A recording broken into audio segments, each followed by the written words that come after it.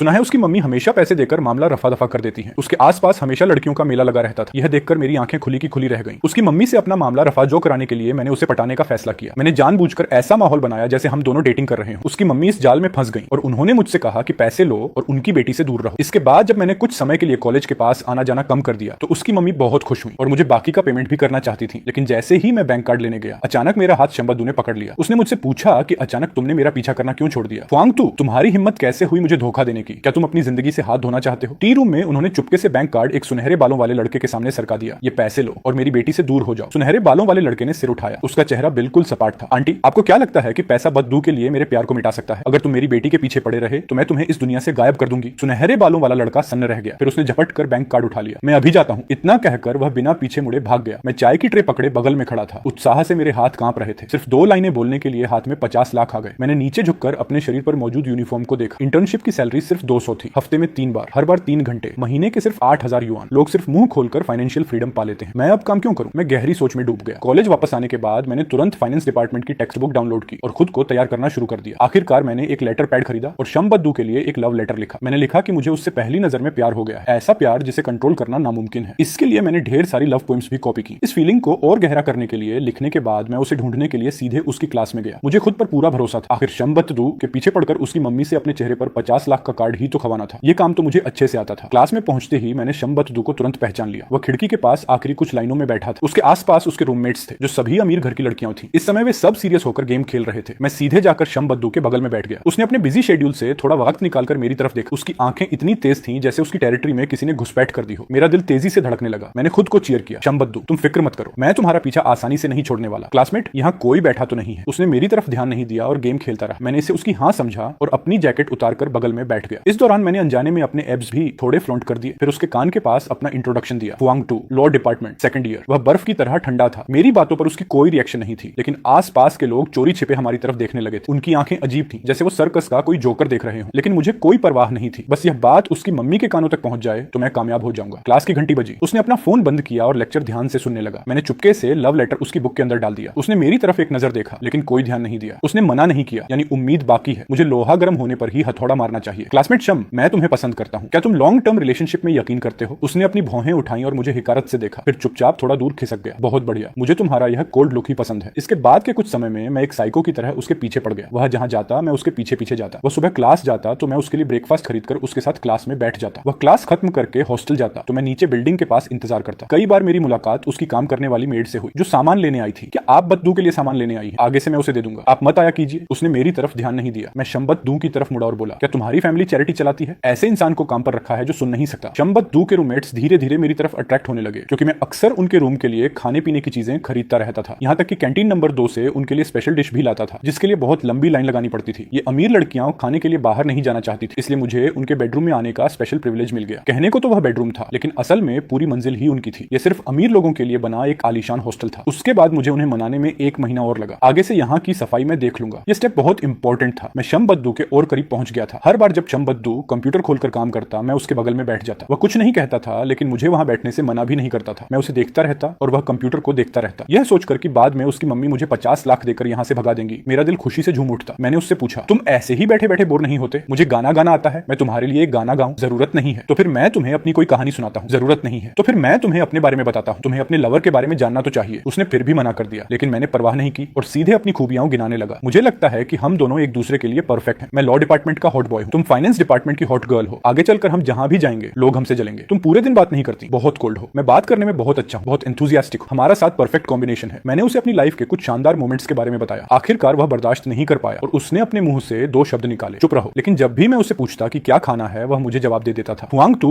मुझे time 10 noodles खाने हैं। टाइम 10 नूडल्स दूसरे कैंपस की कैंटीन नंबर 4 में मिलते थे लेकिन फिर भी मैं तुरंत उठकर उसके लिए खरीदने चला जाता। कॉलेज में कुछ महीने बिताने के बाद उसे इंप्रेस करना मुश्किल तो था ही। वह सिर्फ वही सुनता था जो वह सुनना चाहता था, लेकिन उसे इंप्रेस करना आसान भी था क्योंकि क्लास के वक्त वह किसी को अपने बगल में बैठने नहीं देता था। लेकिन मैं रोज उसके बगल में बैठकर उसे परेशान कर सकता था। मुझे उसके हॉस्टल में भी एक परमानेंट जगह मिल गई थी। जैसे अब भी मैंने कहा कि मैं खाना खाते हुए मूवी देखना चाहता हूँ, उसने तुरंत अपना कंप्यूटर मुझे दे दिया। कभी कभी जब कोई हॉट सीन आता तो वह अपनी आंखें बंद कर लेता। मुझे समझ नहीं आता था कि वह मुझे देख रहा है या मूवी देख रहा है। अभी खाना खत्म भी नहीं हुआ था कि मैं जाने लगा। उसकी रूममेट लाक थानगुएत ने पास आकर धीरे से मुझसे कहा, फ़ुआंग टू, जल्द ही मेरा बर्थडे आने वाला है। मेरी आंखें चमक उठी। मौका आ गया था। मुझे एक ग्रैंड प्रपोजल प्लान करना होगा। अगर मैं ऐसे ही धीरे धीरे आगे बढ़ता रहा तो उसकी मम्मी को कोई फर्क नहीं पड़ेगा। चलेगा, मुझे कुछ बड़ा करना होगा। इसलिए मैंने इंटरनेट पर एक बजट फ्रेंडली प्रपोजल का तरीका ढूंढा। आखिरकार मैंने स्टेडियम में मोमबत्तियों से दिल का शेप बनाने का फैसला किया। बीच में हम दोनों का नाम लिखा, जितना हो सके उतना क्रेजी लुक दिया। उसके बर्थडे से एक रात पहले मैंने लाख खान, नगुयेत और बाकी लोगों की मदद से शंबद्दू को स्टेडियम में बुलाया। उसने जैसे ही यह सब देखा वह तुरंत मुड़कर जाने लगा। मैं चिल्लाया, रुको, अभी एक और सरप्राइज बाकी है। उसने पीछे मुड़कर भी नहीं देखा। इसके बाद मुझे बहुत शर्मिंदगी महसूस हुई। शुक्र है कि कॉलेज के सिक्योरिटी गार्ड फायर एक्सटिंग्विशर लेकर आए और सारी मोमबत्तियां बुझा दी। मैं माफी भी मांग रहा था और उनकी मदद भी कर रहा था। अगले दिन एक अननोन नंबर से कॉल आया। मैंने फोन उठाया। सामने वाले ने खुद को मिसेज शम की सेक्रेटरी बताया। मिसेज शम मुझसे मिलना चाहती थी। मैंने तुरंत हाँ कर दी। ठीक है, मैं अभी आता हूँ। वही टी रूम था। मिसेज शम ने मुझे ऊपर से नीचे तक देखा। तो तुम ही हो जो मेरी बेटी को परेशान कर रहे हो। मैंने खुद को सच्चा आशिक दिखाने की कोशिश की। आंटी, आप ऐसा नहीं कह सकती। हम दोनों एक दूसरे से सच्चा प्यार करते हैं, कोई हमें अलग नहीं कर सकता। उन्होंने नफरत से अपनी भौहें सिकोड़ी और बैंक कार्ड आगे बढ़ा दिया। ये 50 लाख है, मेरी बेटी से दूर हो जाओ। ये देखकर मैंने अपने दिल की खुशी को छुपाया और आंखों में कुछ आंसू लाने की कोशिश की। हम दोनों एक दूसरे से सच्चा प्यार करते हैं। उसने तो मुझसे शादी करने के लिए भी कहा है। मेरी बात सुनकर मिसेज शम के चेहरे के एक्सप्रेशंस बदल गए। तुमसे शादी? अपनी औकात देखी है तुमने? क्या तुम मेरी बेटी के लायक हो? मैंने तुरंत अपना सीना तान लिया। आंटी, आप ऐसा नहीं कह सकती। आपकी बेटी मुझे पसंद करती है, इसका मतलब है कि मुझ में कुछ तो खास बात होगी। मेरी बात सुनकर वह निशब्द हो गई और उन्होंने ऑफर बढ़ा दिया। अगर तुम मुझसे दूर रहने और ब्रेकअप करने के लिए तैयार हो तो मैं तुम्हें बाद में 50 लाख और दूंगी। मैंने तुरंत बेचारा बनने का नाटक किया। ऐसा नहीं है कि मैं पैसों के लिए उससे दूर जा रहा हूं, लेकिन जिस प्यार को फैमिली का सपोर्ट न मिले वह टिक नहीं सकता। आंटी, क्या हम कोई कॉन्ट्रैक्ट साइन कर सकते हैं? आपको यह क्लियर लिखना होगा कि यह पैसा एक गिफ्ट है। मिसेज शम के चेहरे पर नफरत साफ दिख रही थी। शम फैमिली ने जो एक बार दे दिया उसे वापस लेने का कोई रिवाज नहीं है। मेरी बेटी से तुरंत ब्रेकअप करो और मेरी आंखों के सामने से दफा हो जाओ। मैं खड़ा हो गया। मेरा दिल खुशी से नाच रहा था। जी बिल्कुल। फिर मैंने अपना फोन निकाला और शंबद्दू को कॉल किया। 2 रिंग के बाद किसी ने फोन उठाया। उसने सीधे बात शुरू की। आज दोपहर मुझे टाइम 10 नूडल्स खाने हैं। आवाज अभी भी उतनी ही खूबसूरत थी, लेकिन अब मेरे पास 50 लाख है। मेरा कॉन्फिडेंस 7वें आसमान पर था। मैं फोन पर चिल्लाया, खाने के अलावा तुम्हें कुछ और सूझता है? मैं अब तुम्हें कभी परेशान नहीं करूंगा। हमारे बीच सब खत्म हो गया है। मैंने फोन काट दिया। मैंने तुरंत वीचैट से उसे डिलीट कर दिया और तेजी से वहां से निकल गया। बैंक पहुंचकर मैंने अपने सिर पर हाथ मार लिया। मैं पासवर्ड पूछना तो भूल ही गया था। मैं सोच ही रहा था कि सेक्रेटरी ने मुझे पासवर्ड का मैसेज भेज दिया। 50 लाख मिलते ही मैंने अपनी पार्ट टाइम जॉब छोड़ दी और विदेश में पढ़ाई करने की तैयारी शुरू कर दी। पहले पैसों की कमी के कारण मुझे यह प्लान रोकना पड़ा था, लेकिन अब पैसे थे तो मैंने तुरंत तैयारी शुरू कर दी। मेरे रूममेट्स ने मुझसे हैरान होकर पूछा, क्या तुम फाइनेंस डिपार्टमेंट के उस लड़के के पीछे नहीं पड़े थे? वह कोल्ड बॉय आजकल क्लास में इतना अकेला क्यों रहता है? मैं हंस पड़ा। अब मुझसे नहीं होता। मैंने गिव अप कर दिया। लेकिन मेरे गिव अप करने के बाद शंबद्दू अक्सर मेरे आसपास दिखने लगा। मैं उसे अनदेखा करके तुरंत वहां से भाग जाता था। उसकी रूममेट लाख खान नगुयेत मुझसे मिलने आई। ख्वांगतू, बद्दू बस तुमसे माफी मांगना नहीं जानता, लेकिन वह तुमसे नफरत नहीं करता। तुम थोड़ा और ट्राई करो, तुम्हें सक्सेस जरूर मिलेगी। मैंने अपना हाथ हिलाया। जाने दो, जबरदस्ती का रिश्ता अच्छा नहीं होता। मैं अब उसे परेशान नहीं करूंगा। आखिरकार लाख खान नगुयेत उदास चेहरा लेकर चली गई। मुझे लगा कि यह मामला यहीं खत्म हो गया। तभी 2 दिन बाद शंबद्दू हमारी लॉ क्लास में आ गया और मेरे बगल में बैठ गया। मैं तुरंत नर्वस हो गया। मुझे डर था कि कहीं उसकी मम्मी के जासूस आसपास न हो और उन्हें लगे कि मैंने कॉन्ट्रैक्ट तोड़ा है। उसने अजीब तरीके से अपना गला साफ किया। उस दिन के लिए सॉरी। मैं बस सबके सामने तमाशा नहीं बनना चाहता था। यह सुनकर मैं हैरान रह गया। वह मुझसे माफी मांग रहा था, इसलिए मुझे भी माफी मांगनी पड़ी। मेरी ही गलती थी कि मैंने इतना दिखावा किया और तुम्हारे लिए प्रॉब्लम खड़ी की। माफी मुझे मांगनी चाहिए। उसकी आंखें थोड़ी बड़ी हो गई। अगर तुम्हें पता है कि यह तुम्हारी गलती थी तो तुम मुझे इग्नोर क्यों कर रहे हो, जैसे गलती मेरी हो? मैंने अपने दिल की बेबसी को दबाया और अपना चेहरा दूसरी तरफ घुमा लिया। मैं उससे बात नहीं करना चाहता था। वह वैसे ही कम बोलता था। मुझे चुप देखकर वह भी चुपचाप बगल में बैठा रहा। कुछ देर बाद मुझे लगा कि ऐसे बैठे रहना ठीक नहीं है। मैंने फिर से बात शुरू की। तुम यहाँ क्या कर रहे हो? हमारी लॉ क्लास के लेक्चर्स तुम्हारे किसी काम के नहीं है। उसने पोडियम पर रखी मैरिज लॉ की टेक्स्ट बुक की तरफ देखा। क्या पता आगे चलकर काम आ जाए। क्लास खत्म होते ही दोपहर हो गई थी। वह खड़ा हुआ और उसने मुझसे साथ में लंच करने के लिए पूछा। मैंने उसकी तरफ देखा और सीधे शब्दों में कहा, सच कहूं तो मैं अब तुम्हें पसंद नहीं करता। तुम समझ रहे हो ना? मेरी बात सुनकर वह सन्न रह गया। मैंने शर्माते हुए अपना सिर खुजलाया। सॉरी हाँ। उसका चेहरा पीला पड़ गया। बिना एक शब्द बोले वह मुड़ा और चला गया। उसकी पीठ को देखते हुए मुझे ठंडा पसीना आ गया। मैंने सोचा कि जो भी हो, जब मैं विदेश से पढ़ाई करके वापस आऊंगा और बहुत सारे पैसे कमाऊंगा तब उसकी मम्मी के पैसे लौटा दूंगा। उस बार के बाद शंबद्दू ने सच में मेरी तरफ ध्यान देना बंद कर दिया। कॉलेज में उसकी रूममेट्स भी कभी अचानक नहीं मिली और वह भी क्लास में नहीं आया। कभी कभी मुझे यह बहुत जादुई लगता था। अच्छा हुआ कि उसकी मम्मी सही समय पर आ गई, वरना उसे इंप्रेस करना इतना आसान था कि अगर मैं सच में उसे पटा लेता तो बाद में उसे और ज्यादा हर्ट करता। लेकिन 2 महीने बाद एक दिन मेरी और उसकी मुलाकात अचानक सीढ़ियों पर हो गई। मेरी आंखें अनजाने में उससे मिल गई। मैं चाहकर भी अनदेखा नहीं कर पा रहा था। उसने मुझे देखा और कोल्ड लुक देकर आगे बढ़ गया। मुझे थोड़ा गिल्टी फील हुआ, लेकिन फिर मैंने सोचा उसके पीछे कितनी लड़कियां पड़ी हैं। मेरी क्या हैसियत है? मैं तो बस एक काम करने वाला इंसान था और मैं उसके दुखी होने की फिक्र कर रहा हूँ। 1 महीना और बीत गया। मिसेज शम ने मुझे फिर से ढूंढ निकाला। वही टी रूम था। इस बार उनका रवैया थोड़ा नॉर्मल था। उन्होंने मेरी तरफ देखकर सिर हिलाया। तुमने अपना वादा निभाया। फिर उन्होंने बैंक कार्ड आगे बढ़ा दिया। ये देखकर जैसे ही मैंने अपना हाथ आगे बढ़ाया, अचानक किसी ने मेरा हाथ पकड़ लिया। वो मिसेज शम नहीं थी बल्कि शंबद्दू था। उसने मुझे कोल्ड लुक दिया और पूछा, अचानक तुमने मेरा पीछा करना क्यों छोड़ दिया? तो असल में तुमने मेरी मम्मी से पैसे लिए थे। मिसेज शम ने यह देखा तो तुरंत मुझे एक्सपोज कर दिया। बेटा, इस लड़के के झांसे में मत आना। इसे सिर्फ पैसों से मतलब है। पहले यह इसी टी रूम में काम करता था। हर बार जब मैं तुम्हारी बहन के पीछे पड़ने वाले लड़कों को भगाती थी, ये वहीं मौजूद रहता था। मैंने देखा कि इसे लगा तुम सीधे हो, इसलिए यह तुम्हें फंसाने आ गया। ये सुनकर मैं हैरान रह गया। शंबद्दू की एक बहन भी थी और जिन लोगों को भगाया गया था वे सब उसकी बहन के दीवाने थे। और इसी पल शंबद्दू अचानक मेरे कान के पास झुका। हुआंगतू, तुम अपनी जिंदगी से हाथ धोना चाहते हो क्या? मुझे धोखा देने की हिम्मत कैसे हुई? इसके बाद मुझे मेरा बाकी का पेमेंट भी नहीं मिला और शंबद्दू मुझे खींच कर ले गया। जाने से पहले उसने मिसेज शम से कहा, कहा, मेरे मामले में दखल मत दीजिए। नीचे पहुंचकर मैंने अपना हाथ छुड़ाने की कोशिश की, लेकिन नाकाम रहा। इसके उलट उसने मुझे कार में ठूंस दिया। मैं चौंक गया। वह कार बहुत तेज चला रहा था। मुझे चुप रहना पड़ा। कार कॉलेज की तरफ जा रही थी। मुझे थोड़ी राहत मिली, लेकिन मैं तब हैरान रह गया जब उसने एक विला के सामने कार रोकी। उसने मुझे गुस्से में नीचे खींचा। वह बहुत गुस्से में दिख रहा था। मुझे अब पछतावा हो रहा था। मुझे लग रहा था कि वह मेरा काम तमाम करने वाला। कार से उतरते ही मैं नीचे बैठ गया। मुझे अपनी इज्जत की कोई परवाह नहीं थी। जान बचाना सबसे जरूरी था। इसलिए मैं तुरंत घुटनों के बल बैठ गया और उसके पैर पकड़कर भीख मांगने लगा। क्लासमेट शम, मैंने कुछ नहीं किया। तुम्हारी मम्मी ने जो भी पैसे दिए हैं मैं सब वापस कर दूंगा। प्लीज मुझे इस बार माफ कर दो। आगे से मैं तुम्हारी आंखों के सामने कभी नहीं आऊंगा। ये सुनकर उसका गुस्सा और बढ़ गया। वह मुझे सीधे घर के अंदर खींचने लगा। मैंने दरवाजे के फ्रेम को कसकर पकड़ लिया। मर जाऊंगा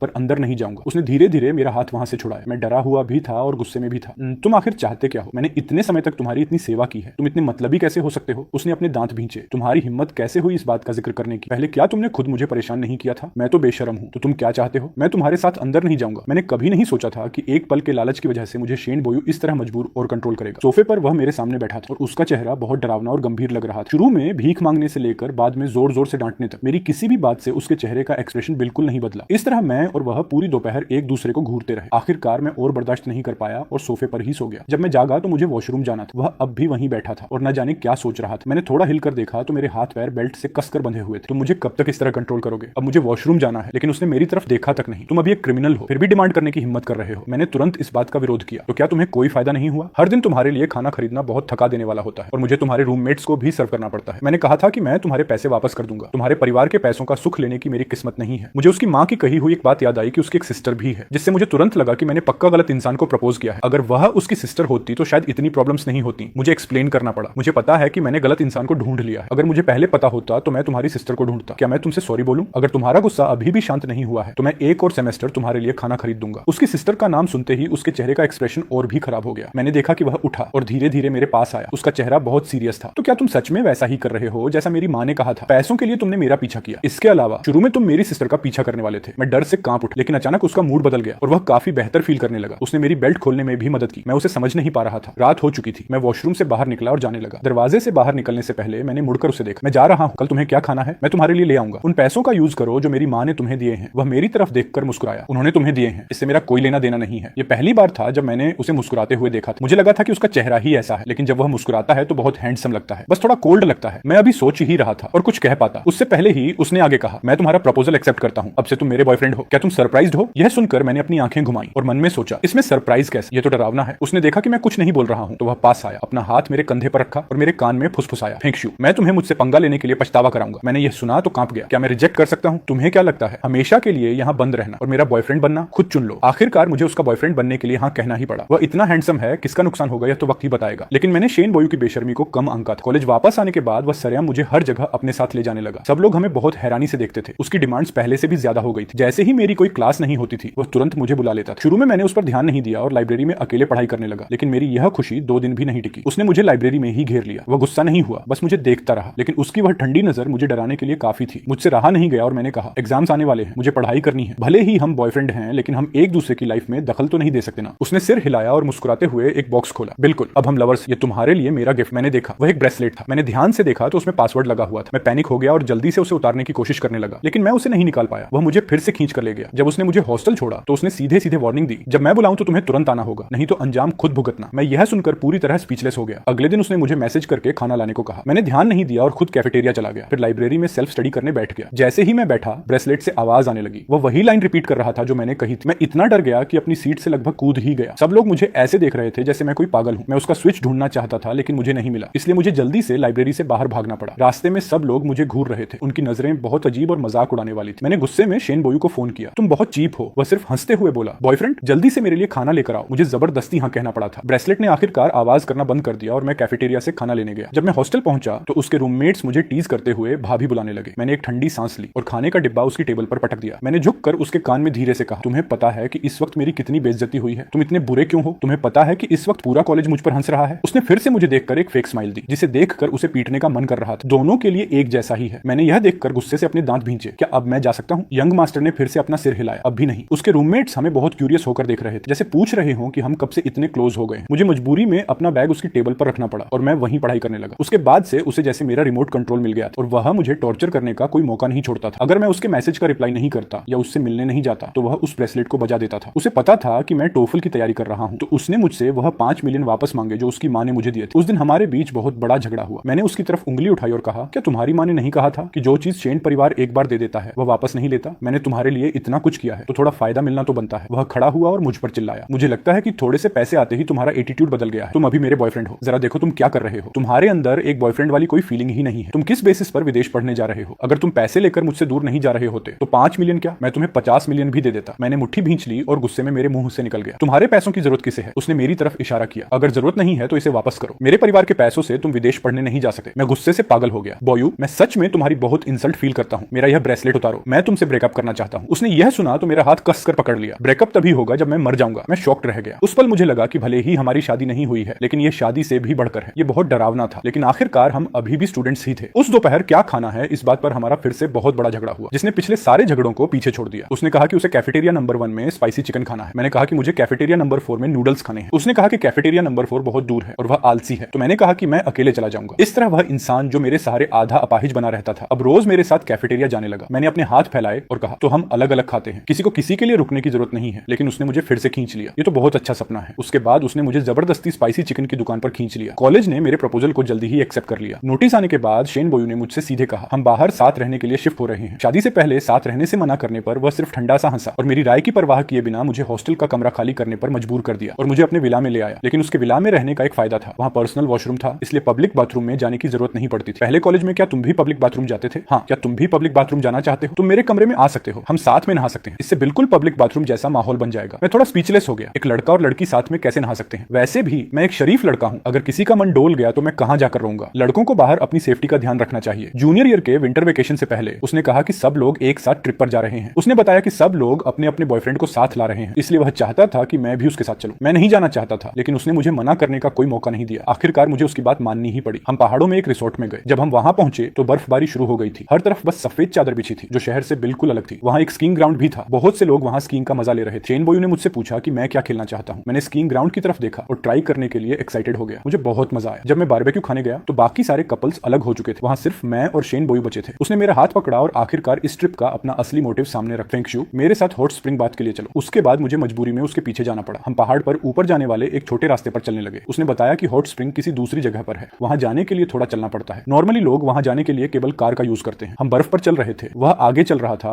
और मैं उसके पीछे पीछे चल रहा था। इस सुनसान रात में आसमान और जमीन के बीच सिर्फ हम दोनों ही थे। मैंने उसकी तरफ देखा और अपनी हंसी नहीं रोक पाया क्योंकि मुझे अचानक रियलाइज हुआ कि हम दोनों किसी पागल की तरह लग रहे हैं। भले ही हम रोज छोटी छोटी बातों पर लड़ते हैं फिर भी इतने समय से साथ हैं। चांद की रोशनी में हम उस छोटे रास्ते पर आगे बढ़ते रहे। क्या इस जंगल में भेड़िए हैं? इसलिए तुम्हें मेरे बिल्कुल पास चलना चाहिए। अगर तुम मुझे बचाने के चक्कर में भेड़िए के काटने से मर गए तो मैं तुम्हारी रिस्पेक्ट में 3 साल तक अकेला रहूंगा। अगर मैं तुम्हें बचाने के चक्कर में मर गया और तुमने किसी नए इंसान को ढूंढने की हिम्मत की तो मैं भूत बनकर भी तुम्हें नहीं छोड़ूंगा। प्यार का मतलब रिस्पेक्ट और ब्लेसिंग देना होता है। तुम्हारा रास्ता अभी बहुत लंबा है। जो इंसान पैसों के लिए खुद को बेच सकता है, दूसरों की फीलिंग्स के साथ खेल सकता है, वह मुझे सिखाने की हिम्मत कर रहा है कि प्यार क्या होता है। तुम पास्ट को पकड़कर बैठे हो और उसे छोड़ते नहीं। मुझे समझ नहीं आता कि इसका क्या मतलब है। क्या यह सब तुम्हारे खुद के किए का नतीजा नहीं है? किसने कहा था तुमसे कि मुझसे पहले झूठ बोलो? हम हॉट स्प्रिंग वाली जगह पर पहुंच गए। वहां स्टाफ के अलावा और कोई नहीं था। मैंने अंदर से उठती हुई भाप को देखा तो मेरे चेहरे पर खुशी आ गई। अगले दिन जब मैं जागा तो मुझे थोड़ा एक्साइटमेंट फील हो रहा था क्योंकि मुझे याद आया कि कल रात कमरे में लौटने के बाद शायद शेन बोयू ने मेरा ब्रेसलेट उतार दिया था। लेकिन जैसे ही मैंने अपना हाथ उठाकर देखा मैं हैरान रह गया। ये अभी भी कलाई पर क्यों है? शेन बोयू ने बाहर से दरवाजा खोला और अंदर आया। जाग गए? तुम्हें ड्रिंक नहीं करनी चाहिए थी, अब दोपहर हो चुकी है। ये अभी भी क्यों है? मुझे कैसे पता होगा? तुम सच में बहुत मतलबी हो। ये बात काफी लंबी खिंच गई। 3rd ईयर के 2nd सेमेस्टर तक मैं बहुत बिजी हो गया लेकिन शेन बोयू मुझसे भी ज्यादा बिजी था। वह अपनी फैमिली कंपनी में इंटर्नशिप करने लगा था। कभी कभी तो प्रोजेक्ट के चक्कर में कई दिनों तक घर नहीं आता था। इस वजह से हमारा रिलेशन पहले से बेहतर हो गया था। हमारे बीच झगड़े बहुत कम होते थे लेकिन बाकी सब पहले जैसा ही था। जब भी टाइम मिलता हम डिसाइड करते कि कहां खाना खाने जाना है, लेकिन खाने पीने के अलावा हमारे पास कहीं और घूमने जाने का टाइम नहीं होता था। कभी कभी हम दोनों स्टडी रूम में होते थे, वह अपने काम में बिजी रहता और मैं अपनी पढ़ाई में। उसने अब इस बात का जिक्र करना बंद कर दिया था कि वह मुझे विदेश नहीं जाने देगा। यहाँ तक कि कभी कभी मुझे डाउट होता था कि क्या उसे पता भी है कि मैं क्या कर रहा हूँ। जैसे मुझे उसके करंट वर्क के बारे में कोई आइडिया नहीं था। 3rd ईयर के समर वेकेशन के टाइम मेरे पास थोड़ा ज्यादा वक्त होने लगा था लेकिन वह अभी भी काम में पूरी तरह डूबा हुआ। भले ही हम साथ रह रहे थे लेकिन मुझे फील होने लगा था कि वह मुझसे दूर होता जा रहा है। इस बात ने मुझे हैरान किया लेकिन मैं खाली समय में अक्सर बुक्स पढ़ता था। बुक्स पढ़ने से मुझे मेंटल पीस मिलता था। काफी लंबे समय तक मैं अपने और शेन बोयू के रिलेशन के बारे में सोचता रहा। आखिरकार एक दिन मैंने सब कुछ क्लियर सोच लिया। लिविंग रूम में मैंने बुक उठाई और एक ठंडी सांस ली। मुझे लगा कि शायद मैं किसी बिजनेस टाइकून वाले नोवेल के बाई गोंगवे फर्स्ट लव जैसा हूं। मेरा विदेश जाने का डिसीजन सिर्फ मेन लीड को रास्ता देने के लिए है। बाई गोंगवे को बाद में पछतावा हो सकता है लेकिन इस वक्त मैं अपने ब्राइट फ्यूचर को नहीं छोड़ सकता। मैं एक डिफरेंट फ्यूचर का चांस नहीं गंवा सकता। मैं लोगों के कॉन्शियस और प्यार पर दांव नहीं लगा सकता। हर इंसान के ग्रो होने की स्पीड अलग होती है। हर किसी का स्टार्टिंग पॉइंट भी अलग होता है। इस बड़े गैप के सामने सच्चा प्यार ज्यादा मुश्किलें बर्दाश्त नहीं कर पाता, इसलिए मैं उठा और उसके स्टडी रूम में गया। मैंने पेन लिया और एक बुक के अंदर एक लाइन लिखी, मैं जा रहा हूं। मैं एक्सेप्ट करता हूं कि मैं तुम्हें सच में बहुत पसंद करता हूं। शायद तुम मुझे भूल चुके हो, लेकिन अगर तुम मुझे भूल भी जाओ तो कोई बात नहीं, क्योंकि मैं भी तुम्हें भूल जाऊंगा। लिखने के बाद मैंने अपना फोन निकाला और शेन बोयू का कॉन्टैक्ट नंबर डिलीट कर दिया। उसके बाद मैं एक अनजान शहर में आ गया और एक नई लाइफ स्टार्ट की। मेरा रूममेट एक मेडिकल स्टूडेंट था। मैं अक्सर सोते समय उसके कमरे से गहरी सांसें लेने की आवाज सुनता था। जब भी ऐसा होता मैं खुद को लकी मानता कि मैंने शेन बोयू का नंबर डिलीट कर दिया था। अगर ऐसा नहीं होता तो पक्का मेरा मन उसे फोन करने का करता। सूनी रातों में उसके अलावा मेरा कोई ऐसा नहीं था जिससे मैं कांटेक्ट कर सकूं। इस तरह 2 महीने बीत गए और अब मुझसे और बर्दाश्त नहीं हो रहा था, क्योंकि हर रात नीचे वाले अपार्टमेंट से खाने की खुशबू आती थी। इतनी देर रात को खाना बनाना सच में अनबेयरेबल था। इसलिए मैं उस खुशबू के पीछे पीछे नीचे गया और पड़ोसी के दरवाजे पर नॉक किया। दरवाजा खुला और सामने शेन बोयू खड़ा था। उसे देखकर मैं वहीं जम गया। शेन बोयू ठीक मेरे सामने खड़ा था। उसके हाथ में स्वीट एंड सोर रिब्स की एक बड़ी प्लेट थी। उसने वह खाना पास के एक डॉग के आगे डाल दिया। वह डॉग उसे बहुत मजे से खा रहा था। कल तक मुझे उस पर एक आवारा डॉग समझकर तरस आ रहा था और लग रहा था कि हम दोनों की सिचुएशन एक जैसी है, लेकिन आज उसकी किस्मत चमक गई थी। एक्सक्यूज मी स्टूडेंट, क्या कोई काम है? मैं होश में आया, अपने हाथ के फ्रूट्स आगे बढ़ाए। मैं नए पड़ोसी से जान पहचान करने आया हूं। सॉरी, मैं अजनबियों का दिया हुआ खाना नहीं खाता। यह सुनकर मैंने फ्रूट्स को दरवाजे के पास रखा और उसका हाथ पकड़ लिया। उसने मेरा हाथ झटक दिया, लेकिन मैंने हार नहीं मानी और उसकी कलाई फिर से पकड़ ली। उसी समय वहां से एक राहगीर गुजरा और क्यूरियस होकर देखने लगा। यह देखकर उसने मजबूरी में मुझे घर के अंदर खींचा और मुझे चिढ़कर देखा। क्या तुम विदेश सिर्फ इसलिए आए हो ताकि आधी रात को पड़ोसी के घर जाकर उस पर हाथ उठा सको? मेरी लाइफ बहुत खराब चल रही है। प्रोफेसर बहुत फास्ट पढ़ाते हैं, हर दिन बुक्स पढ़ना और थीसिस लिखना पड़ता है। कोई फ्रेंड भी नहीं है। तुम्हें फोन करना चाहता था, लेकिन डर था कि तुम कहोगे कि यह मुसीबत मैंने खुद चुनी है। उसने अपने हाथ बांधे और मुंह फेर लिया। मुझे यह सब क्यों बता रहे हो? मैं तुम्हारा कोई नहीं लगता। क्या तुम मुझसे पैचअप करने नहीं आए हो? अगर ऐसा नहीं है तो तुम मेरे घर के नीचे खाना बनाकर मुझे क्यों ल्योर कर रहे थे? तुम मुझे क्या समझते हो? जब मन किया ब्रेकअप कर लिया, जब मन किया वापस आ गए, जब मन किया आए और जब मन किया चले गए। तो तुम मुझे थोड़ा खाना दे दो, तुम ही बना लो। मैं अपना पार्टनर और फ्रूट्स दोनों एक साथ नहीं खोना चाहता। आखिरकार उसने मुझे टेबल पर बैठने दिया। डिनर टेबल पर मैंने स्पून उठाई और पागलों की तरह खाने लगा। तुमने खाना बनाना कब सीखा और तुम यहाँ क्या करने आए हो? वह रेफ्रिजरेटर के पास खड़ा होकर मुझे जजिंग लुक्स के साथ देख रहा था। मैं यह देखने आया था कि मुझसे दूर होने के बाद कुछ लोग कितनी दयनीय लाइफ जी रहे हैं। तुम्हें निराशा हुई होगी, भले ही बहुत सी प्रॉब्लम्स हैं, लेकिन ये चीजें मुझे हरा नहीं सकती। यह सुनकर वह अचानक आगे आया और मेरे सामने बैठकर मुझे सीरियसली देखने लगा। मेरे साथ वापस चलो, हम अभी शादी करेंगे। तुम्हारा यहाँ अकेले रहने का क्या मतलब है? मेरा दिल थोड़ा पिघला, लेकिन फिर भी मैंने अपना सिर हिला दिया। अगर किसी की सोल अंदर से अकेली है तो वह कहीं भी अकेला ही फील करेगा। वैसे भी जब हम साथ रह रहे थे तो वह शादी जैसा ही था। वह लाइफ भले ही थोड़ी लोनली और रोमांटिक थी, लेकिन मैं उसे दूसरी बार एक्सपीरियंस नहीं करना चाहता। उस रात मैं ऊपर अपने किराए के अपार्टमेंट में वापस नहीं गया। शेन बोयू ने कहा कि मैंने उसका खाना खाया है तो मैं मुफ्त में नहीं जा सकता, इसलिए उसने मुझे जबरदस्ती अपने घर पर रात बिताने के लिए रोक लिया। अगली सुबह जब मैं जागा तो वह अब भी मेरे पास ही लेटा हुआ था। पहले की तरह नहीं, जब वह हमेशा बाहर जाने की जल्दी में रहता था, जैसे पूरी दुनिया को बचाने की जिम्मेदारी उसी की हो। शेन बोयू यहाँ 5 दिन रुका। उसके बाद उसे वापस देश के लिए फ्लाइट लेनी थी। उसने कहा कि अगर वह वापस नहीं गया तो उसकी सिस्टर को लगेगा कि वह पूरी दुनिया जीत सकती है। उसके जाने के दिन मैंने उसे दरवाजे तक छोड़ा। उसने मेरे कंधे पर हाथ रखा। अगले महीने में फिर आऊंगा, अच्छे से पढ़ाई करना, हमेशा बाहर का खाना मत खाना। मैंने दरवाजा बंद किया और टेबल पर रखा सैंडविच उठा लिया। मैं गुनगुनाते हुए उसे खाने लगा। मैं और शेन बोयू इस तरह फिर से साथ आ गए। पैचअप के बाद मेरा मूड काफी लाइट हो गया था। लाइफ का एक गोल मिल गया था। मैंने कड़ी मेहनत करना स्टार्ट कर दिया ताकि अपना टास्क जल्दी पूरा कर सकूं। इस तरह जब भी वह आएगा मैं पूरा टाइम उसके साथ रह सकूंगा। शेन बोयू हर महीने मुझसे मिलने आता था। मैं उसके आने के दिनों को जेल विजिट डेज कहता था। उसकी कुकिंग स्किल्स बहुत अमेजिंग थी। एक दिन उसने मुझे इशारा किया, यहाँ आओ, मैं तुम्हें सिखाता हूँ। मैं सोफे पर बैठा रहा और हिला तक नहीं। इसे सीखने में क्या रखा है, लेकिन फिर भी अपनी आदत के मुताबिक मैं उसके पास गया। मैं एक केयरिंग पार्टनर की तरह उसकी स्लीव्स फोल्ड करने और एप्रन बांधने में उसकी हेल्प करने लगा। मुझे खाना बनाना पसंद नहीं है, लेकिन मुझे उसे खाना बनाते हुए देखना पसंद है। हमारी लाइफ धीरे धीरे एक ओल्ड कपल जैसी होने लगी थी। बाद में जब मैं अपनी पीएचडी कर रहा था तब मैंने और शेन बोयू ने शादी का रजिस्ट्रेशन करवा लिया। रजिस्ट्रेशन ऑफिस से बाहर आते ही मैंने मैरिज सर्टिफिकेट हाथ में लिया और शेन बोयू की तरफ देखा। अगर तुम्हारी माँ ने मुझे एक्सेप्ट नहीं किया और कहा कि अगर मुझसे डिवोर्स नहीं लिया तो वह तुम्हें घर से निकाल देंगी, तुम्हारा क्रेडिट कार्ड ब्लॉक कर देंगी और तुम्हारा करियर खत्म हो जाएगा, तो तुम घर वापस जाओगे या मेरे साथ रहोगे? मैं छत से कूद जाऊंगा। मेरे दिमाग में उसकी हंसते हुए कूदने की इमेज आ गई। तो कूदने से पहले तुम्हें गुड बाय कहना होगा। फेंग शू, मेरी लाइफ का सच्चा प्यार। उसके कंधे कांपने लगे और वह मुझे ऐसे देखने लगा जैसे अब और बर्दाश्त नहीं कर सकता। मैंने उससे फिर पूछा, तुम्हारी माँ को कोई ऑब्जेक्शन नहीं है? मेरा मतलब हमारी शादी से है, उन्हें मुझे कंट्रोल करने का कोई राइट नहीं है। अचानक मुझे पुरानी बात याद आई। वैसे मुझे याद आया कि मैं अभी तक तुम्हारी सिस्टर से नहीं मिला हूँ। हम उसकी वजह से ही तो साथ आए हैं। उसने मुझे एक नजर देखा और कुछ नहीं कहा, लेकिन मुझे लगा कि उसके और उसकी सिस्टर के बीच रिलेशन शायद ज्यादा अच्छे नहीं है, क्योंकि पेरेंट्स अक्सर छोटे बच्चे को ज्यादा फेवर करते हैं। इस बात ने मुझे हमारे फ्यूचर को लेकर थोड़ा एंग्जाइटी में डाल दिया। जल्दी ग्रेजुएशन करके देश वापस लौटने के लिए मैं हर दिन बहुत पढ़ाई करता था। लाइफ बहुत बिजी और फुलफिलिंग थी। जब वह अगली बार मुझसे मिलने आया तो मुझे देखकर हैरान रह गया। फेंग शू, तुम इतने मोटे कैसे हो गए? सच में मुझे भी लग रहा है कि मेरा वजन थोड़ा बढ़ गया है। क्या तुम बहुत ज्यादा खा रहे हो? हाँ शायद। थीसिस लिखने के बाद मेरा मन फ्राइड चिकन खाने का करता है, तो आज से मैं तुम्हारे लिए वेट लॉस डाइट बनाऊंगा। आधे महीने बाद मेरा वेट फिर से नॉर्मल हो गया। मेरे क्लासमेट्स ने जब सुना कि मेरी फैमिली का कोई मेंबर मेरे साथ रहने आया है तो वे बहुत सरप्राइज्ड हुए और हमेशा मेरे घर आकर खाना खाना चाहते थे। शेन बोयू ने 2 बार उन लोगों के लिए खाना बनाया। फिर उस रात वह सोफे पर टेक लगाकर मुझे देखने लगा। अगली बार अगर तुम किसी को खाने पर घर लाए तो तुम भी घर मत आना। मुझे बहुत गिल्टी फील हुआ, इसलिए मैंने क्लासमेट्स को घर बुलाना बंद कर दिया। मुझे लगता है कि 2 लोगों की लाइफ में एक दूसरे के लिए एडजस्ट करना पड़ता है, लेकिन मैंने यह नहीं सोचा था कि हमारा सबसे बड़ा टेस्ट हमारे डेली लाइफ के रूटीन का मैच होना होगा। वह कभी कभी बहुत देर रात तक पढ़ता था, मैं भी कभी कभी आधी रात तक थीसिस लिखता था, लेकिन हम दोनों रेफ्रिजरेटर पर स्टिकी नोट्स लगा देते थे। ऐसी लाइफ बहुत सिंपल और पीसफुल थी, इतनी सिंपल कि मुझे लगा हम हमेशा ऐसे ही रह सकते हैं। पीएचडी के थर्ड ईयर में मेरी थीसिस बहुत अच्छे से प्रोग्रेस कर रही थी। शेन बोयू का रिमोट वर्क भी स्टेबल हो गया था। हमने डिसाइड किया कि ग्रेजुएशन के बाद हम साथ में देश वापस लौटेंगे। वापस लौटने के दिन उसने अपार्टमेंट का सारा सामान पैक करके शिप कर दिया। मैंने दरवाजे पर खड़े होकर आखिरी बार उस छोटे और कोजी घर को देखा। उसने सूटकेस खींचा और सीधे आगे बढ़ गया। चलो, ऐसा नहीं है कि हम कभी वापस नहीं आएंगे, बाद में जब भी मन करेगा मिलने आ जाएंगे। सही कहा, तुम बिल्कुल ठीक कह रहे हो। देश लौटने के बाद मेरी और शेन बोयू की लाइफ पहले जैसी ही चलती रही। कई सालों बाद मैं और शेन बोयू साथ में अपनी बेटी को किंडरगार्टन से लेने गए। रास्ते में हमारी छोटी प्रिंसेस ने मुझसे क्यूरियस होकर पूछा, डैड आप और मॉम साथ कैसे आए थे? मैंने अपने पास खड़े शेन बोयू की तरफ देखा जो मुझे ही देख रहा था। तुम्हारे डैड और मॉम बहुत मुश्किलों का सामना करने के बाद साथ आ पाए थे।